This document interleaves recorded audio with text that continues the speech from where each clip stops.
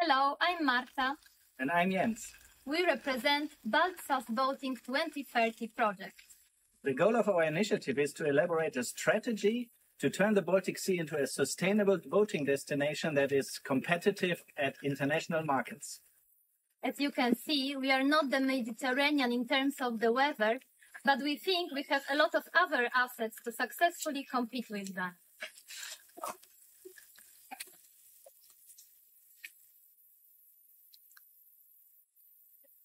The Baltic Sea region consists of many attractive sub-destinations. Within BaltSusBoating 2030, we team up for the first time for joint destination development and marketing. Hello, my name is Andreas and I am representing the Union of the Swedish Guest Harbors. I am Henna, representing Enterprise in Archipelago on the beautiful Åland Islands in Finland. From the coast, I'm Julia. Hello, I'm Adam, and I'm greeting from Gdańsk at the South Coast Baltic. So, two further important actors beyond the Baltic sector are the part of our project. Hello, I'm Liisi from University of Tartu, Estonia. My name is Signe and I'm representing the Council of the Baltic Sea States. Two important outcomes of our project will be a sustainability roadmap and a joint marketing strategy for leisure boating in the Baltic Sea region. We will be happy if you follow us on these activities and be the part of the broad dialogue on these topics.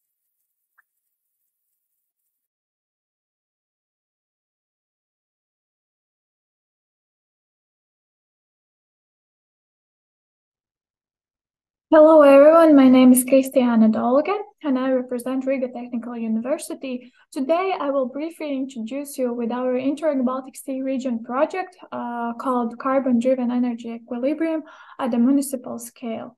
So as we move towards more rapid deployment of renewable energy, we also need to think about energy storage technologies, which will help us to compensate for this variable nature of renewable energies since they are seasonal and there's not always power when it's needed.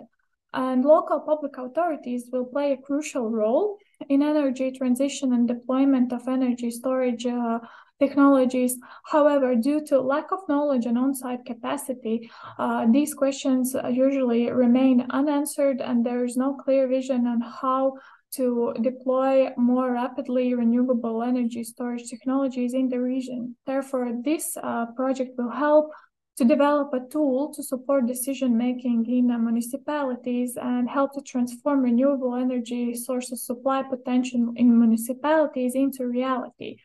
We aim to develop energy equilibrium platform, which will be an interactive tool which will help municipalities to simulate their own energy system and understand what are the main strategies that the municipality and regions could take in order to more rapidly deploy renewable energy sources with the help of appropriate energy storage infrastructure development.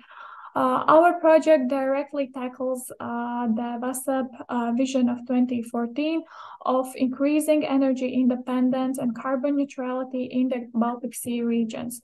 Our partnership consists of 12 core partners from different countries and different fields of activities such as municipalities, energy agencies, energy infrastructure providers, and so on. We plan to address local public authorities, infrastructure providers, sectoral agencies, and associations to engage in our project activities and follow our project results, and contact us if you want to find more. Hello from Berlin. My name is Steve Danish and I work for the Berlin Senate Department for Mobility as an advisor on railway-related topics.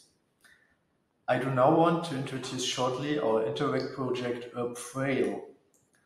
The basic idea of the project is to help planners develop and reactivate inner-city freight rail hubs.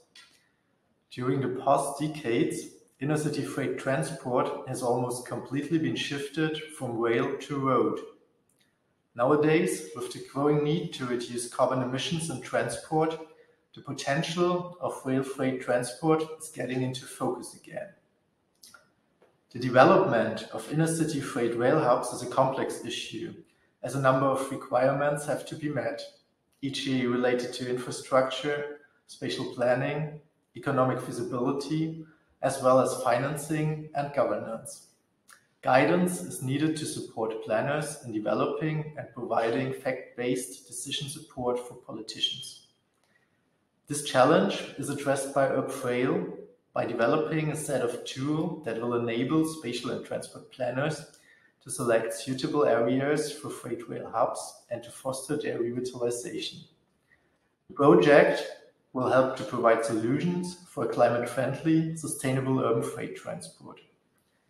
The development of inner-city rail freight hubs will not only benefit the climate, but also help making our cities more livable by reducing road traffic. Therefore, it is of great value for the cities in the Baltic Sea region.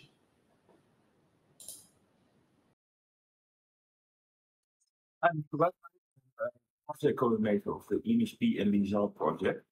And what the project is about, of course, maritime spatial planning. But that's not something you want to do by yourself. So in our case in the Netherlands, it's something you want to do together. And what we thought was best was to cooperate with North and Baltic Sea, because we already got the feeling that definitely in the Baltic Sea there was a lot of knowledge we could use, and we hope, of course, to contribute somehow to their knowledge base. So we started this project. We started with climate change as a basis, together with the EU Green Deal, and from there we worked in 5 learning strands. So it's ocean governance, it's ecosystem-based approach, sustainable economy, monitoring and evaluation, and data sharing. The learning strands has set up a community, which is a sort of a network, so to speak, where policymakers are part of. You can think about the industry, emerging industries too, science institutes, of course, and NGOs. So we want to get a picture of all the ideas of all the parties involved on several subjects of the learning strands. We already came far, I think. We've got 5 really good developed communities in practice. And to be honest, we as an eMSP project are a really coherent group, I might say. And my expectation that we could learn a lot from the Baltic Sea has come through. And I think we can also share some knowledge with them. So I think it's a really good project. One of the examples that comes out of the project, I mean, there will be policy briefs, of course, on all the learning strands, but also a sort of case study on the Mali part, because we could see that multi-use didn't really develop, and we came up with the idea that we need a sort of overarching concept that can help de-risk multi-use. And we call it the Mali Park, and we think that might be the solution to get multi-use into a grown-up stage, so to speak. So that's one of the interesting products we will come up with, but I hope we can show you a lot more later on. Hello everybody at the VASAB conference. Unfortunately, I can't be with you today in Wismar, but still I'm very thankful to present our project here. I am Leon Spiering from the Lavitz Foundation from Hamburg in Germany, and we are the proudly partner of the Interreg Baltic Sea Region funded project PV for All. We are 6 partners from 5 different Baltic Sea Region countries, which are Germany, Lithuania, Poland, Finland and Sweden, and PV for All stands for Photovoltaics for All. So we are focusing to boost PV around our partner regions and the Baltic Sea region. And we all know climate change brings major challenges and time is running, and we need more green energy. And within our project, we will increase the use of small-scale PV for All in our regions, where our primary aim is not to develop technical improvements, as PV is already performing very well in economic terms, but still the usage of PV is not not very well widely developed around the Baltic Sea region countries. And this is the point where our project attaches. So in the last month, we investigated together several boundaries in our regions that limit this PV expansions. And from this basis now, we work together transnational with regional partners and also stakeholders on local level on these selected problems to overcome these. Yeah, so even though we have in some of our countries not that much sunlight all over the year, the potential is very high to run that still this green energy of photovoltaics economically. And yeah, the results of our research so far, for example, I can give you some practical thoughts what we do in Hamburg right here. Hamburg as an urban area, we have lots of people living in rented flats without the possibility from legal perspectives or just from the money side to build a PV power plant on the rooftop. And they don't have the possibility to, first of all, be part of yeah, this renewable energy, and they can also not make financial usage of this cheap form of energy production. So this is where an idea which is pretty hip right now comes up, and these are the balcony power plants. Maybe you've heard about them already. And our practical aim is here to reach especially people not being that wealthy and to bring this information about the usage of balcony power plants to them, to their home. And yeah, just to make them, give them the possibility to use this easy and green energy production, and while doing so to still save some money.